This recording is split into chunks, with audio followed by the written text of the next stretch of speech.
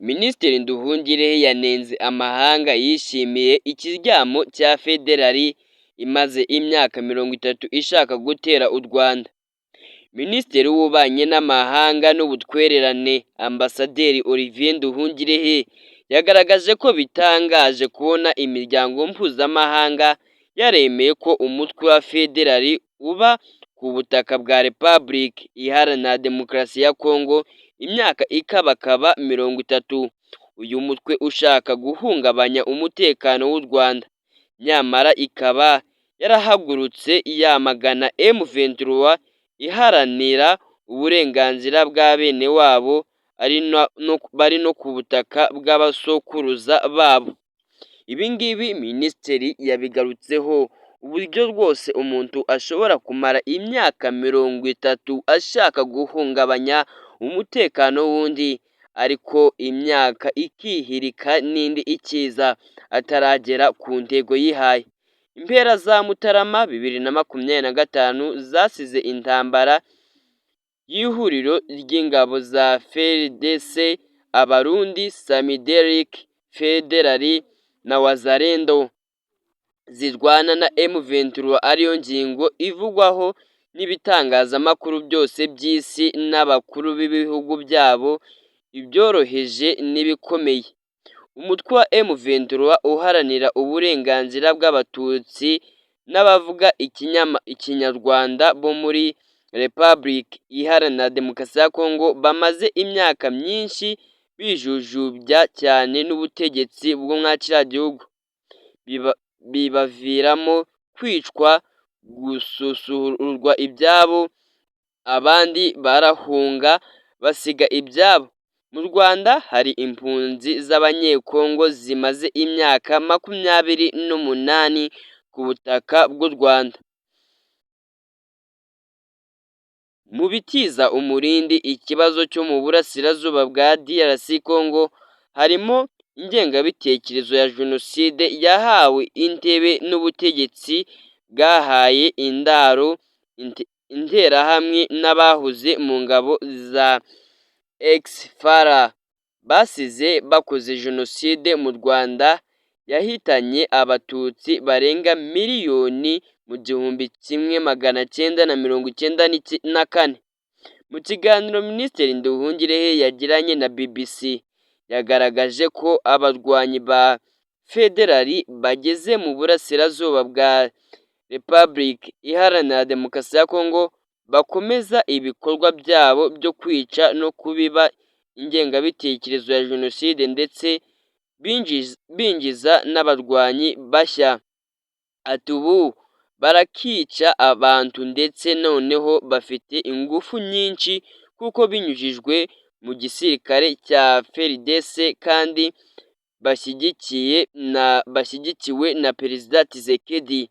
Ariko ubundi kuki umuryango mpuzamahanga, iyi si yose muri rusange ifata iya mbere igashinja u Rwanda yirengagije ikibazo cy'ingengabitekerezo ya Jenoside ikomeje gukwirakwizwa mu burasirazuba bwa Repubulika Iharanira Demokarasi ya Kongo n'ubwicanyi bwibasira abatutsi.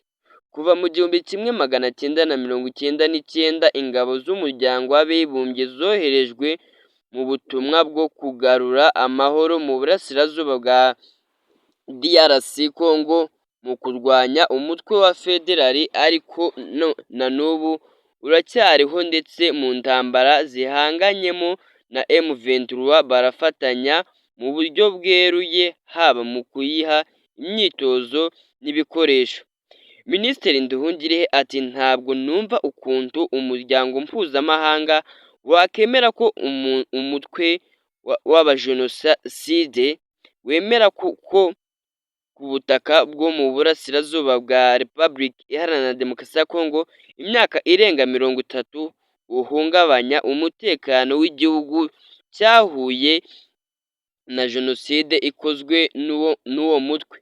Minisitiri Nduhungirehe yongeye gushimangira ko mu gihe ikibazo cy'umutekano muke giterwa na Federali n'izindi ngabo z'ibihugu zishyigikiye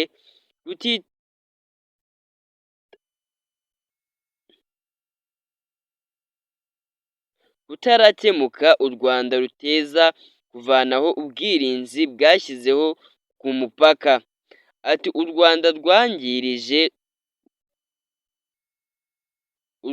rwugarije n'ihuriro ry'ingabo ziri mu burasirazuba bwa Repubulika Iharanira Demokarasi ya Kongo ryashyizweho na Felix Tshisekedi, kandi ririmo n'umutwe w'iterabwoba wa FDLR wakoze jenoside yakorewe abatutsi mu Rwanda mu 1994, ariko harimo n'indi mitwe nka Wazalendo, ingabo z'u Burundi, Samideric yoherejwe na SADC hamwe n'abacancuro b'i Burayi.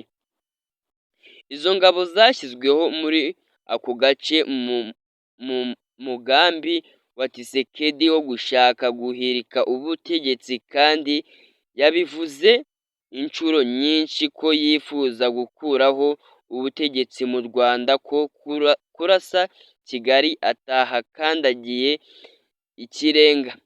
Ibi ngibi nibyo yavuze ubwo yari arimo yiyamamaza kuba yayobora Repubulika Iharanira Demokarasi ya Kongo, avuga yuko nibamara kumutora azarasa umujyi wa Kigali atanahakandagije akaguru. Rero turi ku rundi, igihugu cyacu twashyizeho ingamba z'ubwirinzi zinagumaho kugeza igihe u Rwanda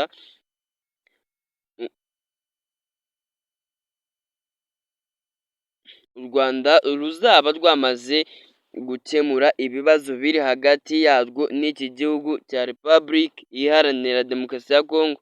Kuwa 26 na 27 Mutarama 2025, ingabo za FARDC zifatanyije na FDLR z'u Burundi, Samideric na Wazalendo barashe ku butaka bw'u Rwanda bica abantu 15, hangirika ibintu bifite agaciro ka miliyoni 150. Mu minsi ishize Perezida Kagame yijeje Abanyarwanda ko ikibazo cy'amasasu yarashwe i Rubavu azacyitaho. Minisitiri Nduhungirehe rero yakomeje kubanenga uburyo imyaka 30 ishize bavuga ngo bazataka igihugu cy'u Rwanda, ikaba yihiritse kandi n'indi izihirika ntacyo barakora. Ese koko wowe ibi ngibi urabibona gute? Kamubwira ukomeze ugire ibihe byiza. Uracyari kuri Rwandan Future. Kora subscribe kugira ngo tujye duhura mu biganiro bigiye bitandukanye, ubasha kumenya amakuru agezweho hirya no hino, haba mu Rwanda ndetse no mu mahanga. Politike, imyidagaduro, byose bizajya mubibonera ku gihe.